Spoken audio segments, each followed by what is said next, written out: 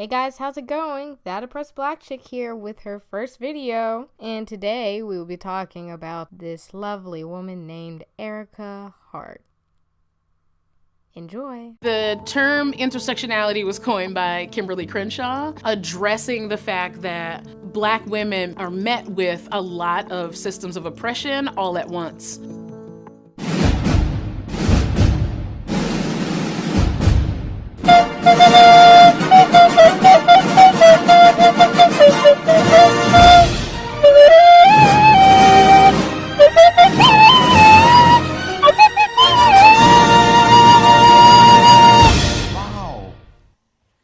If you guys can tell, this Ericka person is interesting.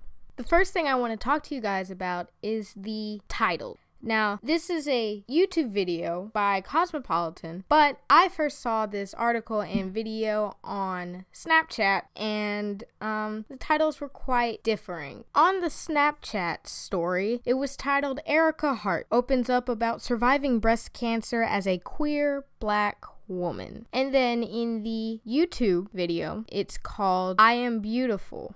I was kind of confused on this, honestly, because it was very, very misleading. And it felt like a way to push your political agenda. And I will be addressing the topics that she talks about in this video. So let's just hop right on into it.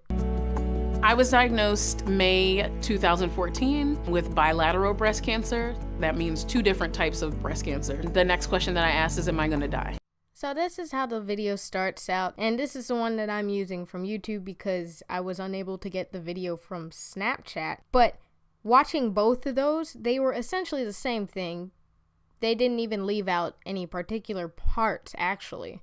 But how she opened this up, talking about her bilateral cancer and stuff, I was thinking, okay, yes, this is a survivor story.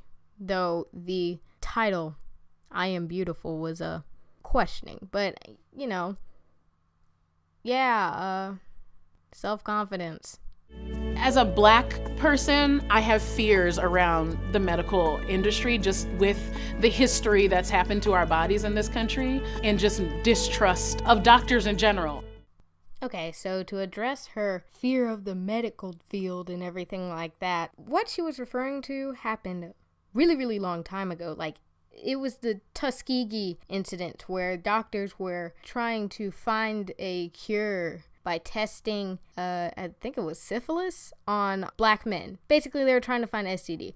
I'm not disregarding the fact that they experimented on Black people. That's disgusting. You shouldn't do human experimentation. And so your girl did some research. There's a iffy percentage in terms of the amount of Black doctors, because apparently there's some stereotype out there that Black people trust Black doctors when actually I don't know why that's a thing. I trust all my doctors, and most of my doctors are actually like Indian or something. Like, I've had like 1 or 2 white doctors. The rest are like Black or Indian or some other random minority.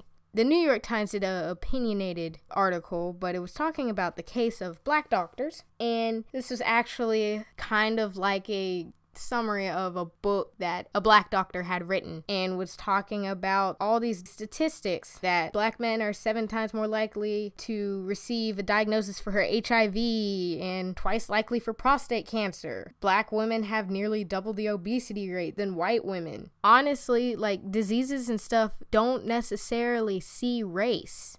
They just go from one host to another. That's how diseases and viruses work. You can't, there's no such thing as racism in viruses and stuff like that. It doesn't exist. But he also talked about how 5% of practicing physicians are Black, compared with more than 13% of Americans overall. Okay, you want more Black people in the medical field. Go out there and encourage them, I guess. I mean, I don't know how to fix that. The medical field is kind of hard to get into. You got to do a lot of work, and it's pretty difficult. I've got quite a few friends that are trying to get into the medical field right now, and they're telling me that it's like going through all of Dante's Inferno. It is difficult, but it's difficult because you got to learn all that stuff. Nobody wants like a half-ass doctor in there giving you the wrong diagnosis when it could just be a simple cold. Nobody wants that.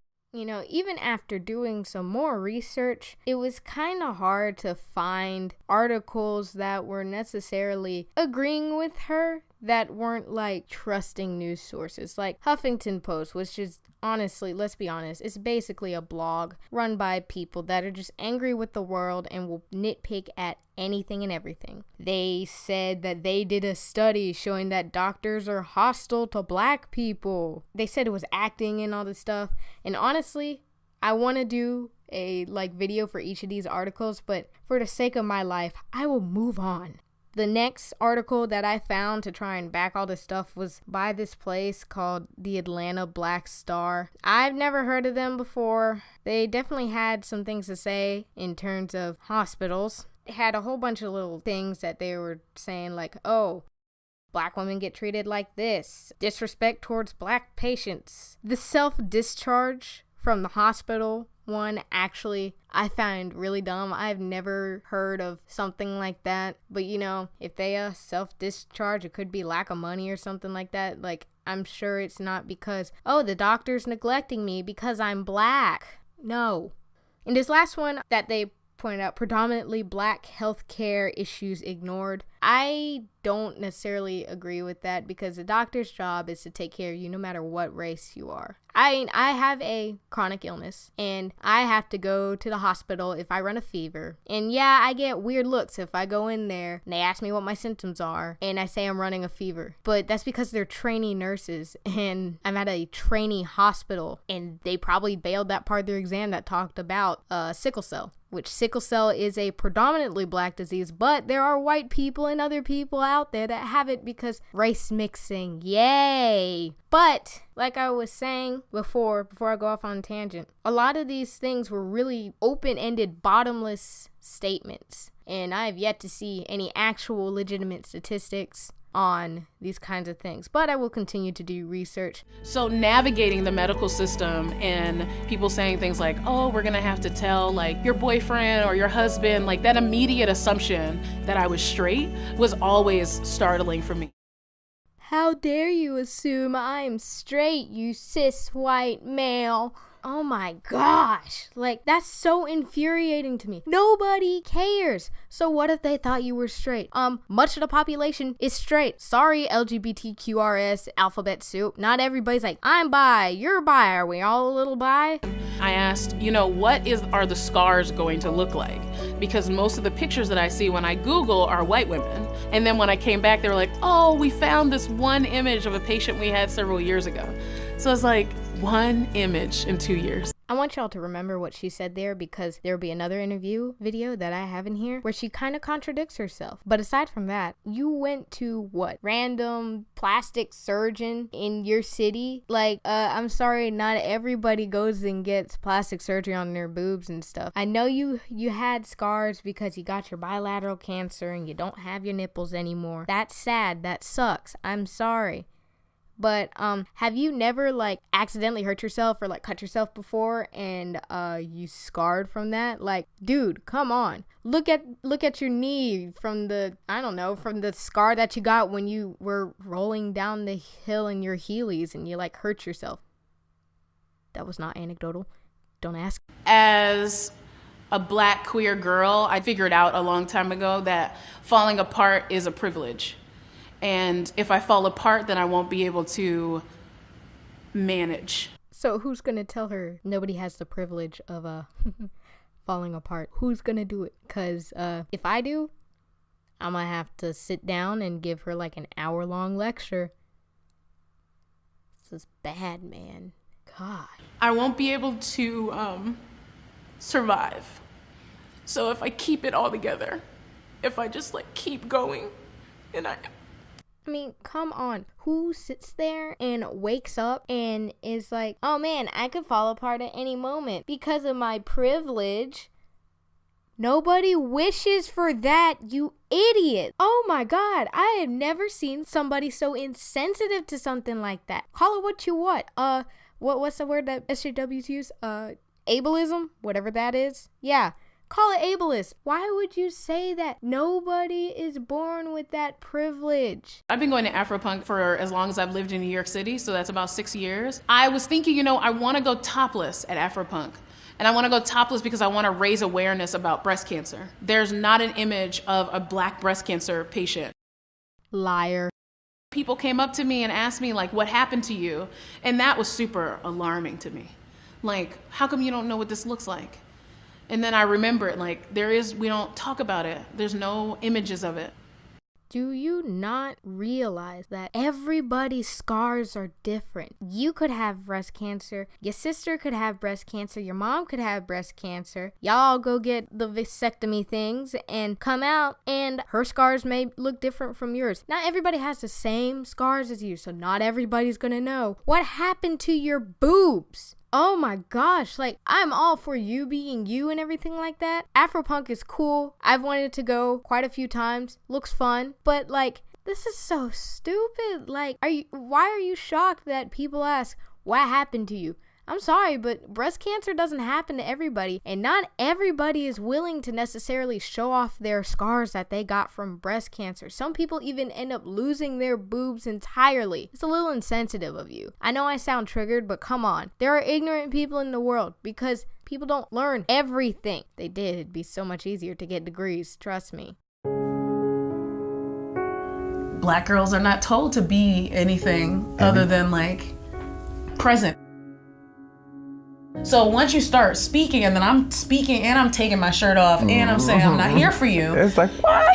And there's pushback to that too. Yeah. What? No, seriously, what? Am I not present? Am I not real?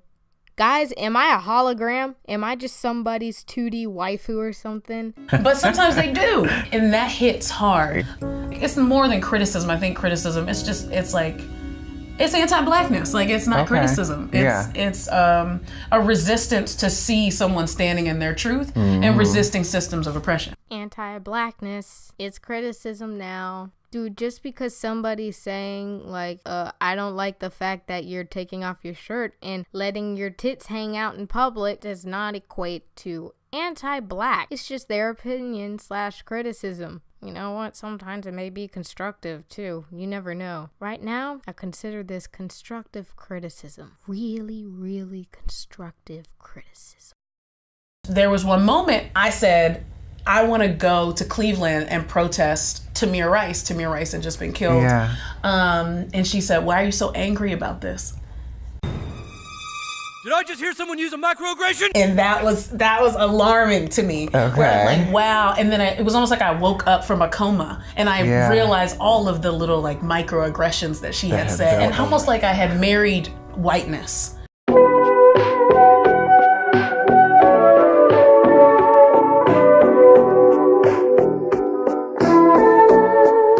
Oh yeah, by the way, microaggressions don't exist. Like, I could see that I did that as a way to feel good about me.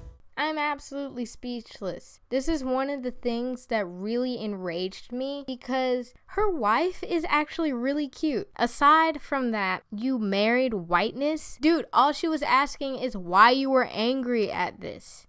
The Tamir Rice situation was unfortunate. It was sad, but she wanted to know. It was a good question. Why were you mad? Why?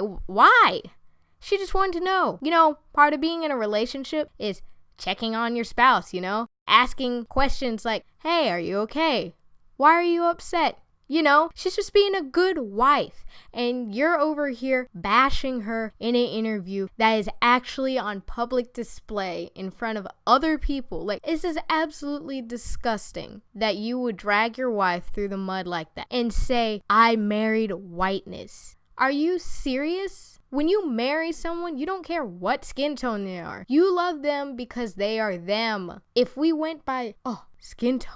I want to keep my race simple, you know? I want to keep it pure. I'ma go marry a Black man. Black women with double mastectomy scars. Wow. It took her 2 weeks to find one image.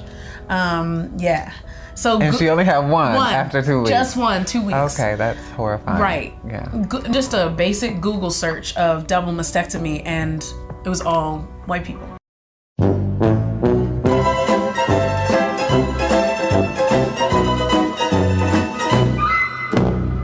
You guys remember earlier in the video where I said to remember her little story about not being able to find a picture of black women with vasectomy scars?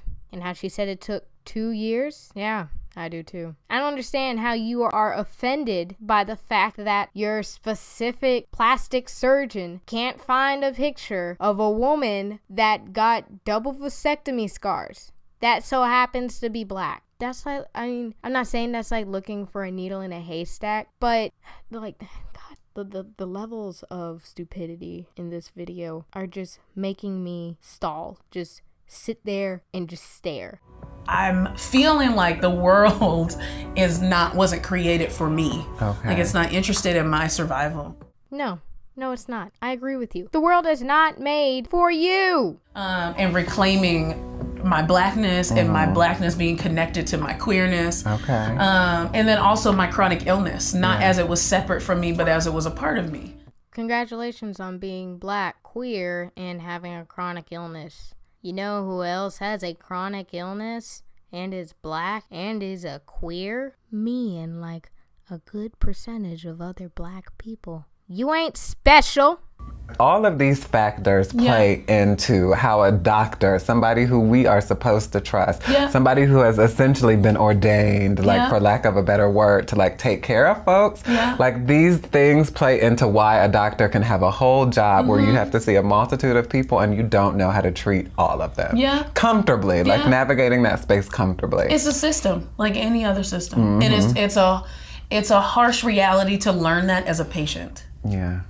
And it was really hard for me to learn that. So it was a harsh reality to know that doctors are people also, and you know, not everybody is a people person. Word?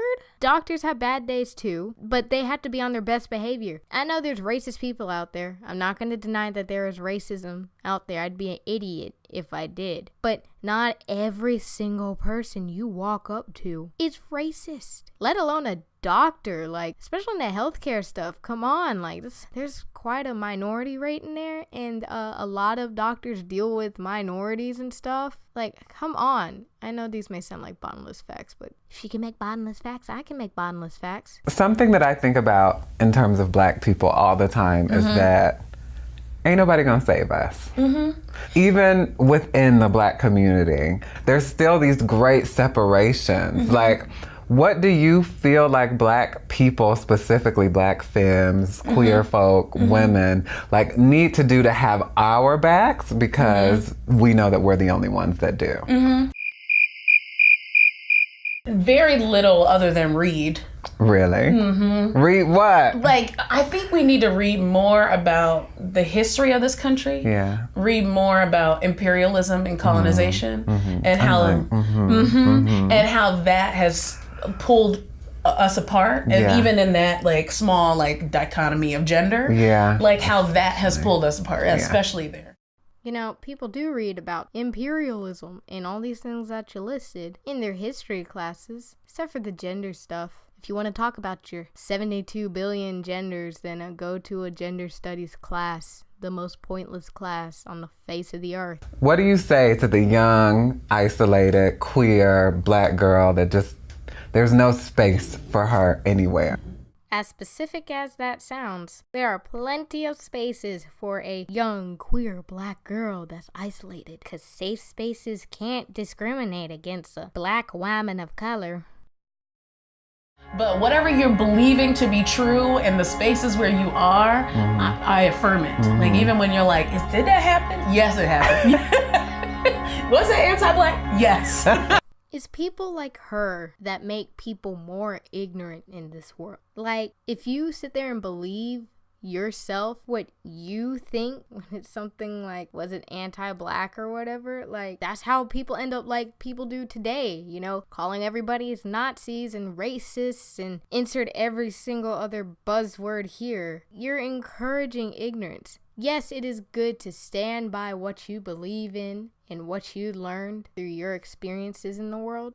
But there is a point where your opinion is an opinion and will stay an opinion. It is not fact. That's like, you tell that to a flat earther. That's basically telling a flat earther, yes, the earth is flat, friend. I totally believe you. No, that's not how that works. Come on. Honestly, I thought you would be a really cool person because I always like to hear about cancer survival stories because cancer sucks. We all know it. You all out there that are listening probably have at least one or two people, even more probably, I hope not, that have been affected by cancer, whether they have had it or they have had somebody that has had cancer and or lost them, which is unfortunate. Cancer is a disease that spreads everywhere and it does not discriminate gender or race. After going through this adventure with you guys, I have lost faith in the world. As a woman with a chronic illness that also happens to be queer or whatever. Okay, congratulations, that's a part of your identity. I don't go and parade that around like that. I don't use cancer as a political base. I have sickle cell. I'm not going to use my sickle cell to boost my political agenda. It's really stupid. It has nothing to do with politics. It really doesn't. But this was just an absolute train wreck. There's so many holes in her argument because nowadays it's like, forget your facts, forget all these other things that, you know, people spent time working on to prove that this thing is real and this thing may not be. Worry about my feelings, and if you offend my feelings, you're a racist, sexist, misogynistic pig, etc., etc., etc. Oh yeah, doctors out there, even though the people that did this are dead, you know, and I don't know, you're black or whatever, the medical field is still racist. I can't believe what you did to all them black people. How dare you?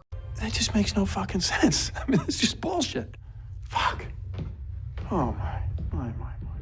With that being said, it was fun researching for this video, and I'm glad that you guys are here watching this. I apologize for not having uploaded this in a timely fashion. I'm still trying to figure out how I'm going to do my uploading schedule because I really do want this channel to get off of its back. But I really do feel passionate about this channel, and I just need to map out my time better and figure out what I'm going to do with balancing college, my regular social life, and this. So I'll be trying to upload another video on racial microaggressions in the near future. Hopefully it doesn't span a couple of months, but I'll try to get that out to you as soon as possible. Thank you guys for watching, and tell me what you guys think. And, you know, if I was wrong in anything, point it out. I love to be corrected, and I love to learn. So, yeah, without any further ado, I will see you guys in the next video. Bye!